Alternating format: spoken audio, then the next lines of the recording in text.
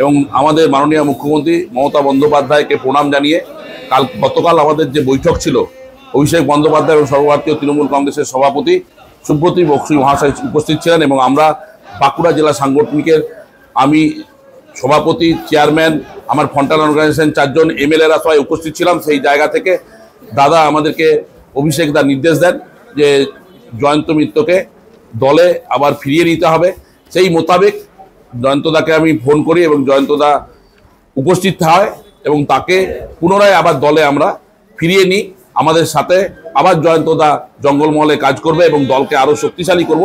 সেই জন্য আমরা সবাই মিলে একসাথে দলটা করব এবং সবাই মিলে আমরা দলকে এগিয়ে নিয়ে যাব, এটা আমাদের প্রতিজ্ঞাবদ্ধ। আমরা 26-এর ভোটের আগে জয়ন্ত মিত্র ভারবাপাসী তৃণমূলের কতটা শক্তি বৃদ্ধি? আমরা জঙ্গলমহলের 3টে সিট তালডাংরা, রানীবাঁধ এবং রায়পুর আমরা 16 সালের নির্বাচন থেকে জিতছি।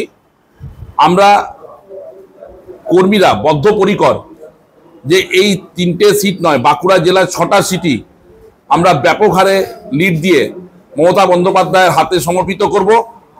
এটা আমাদের দিব্যি।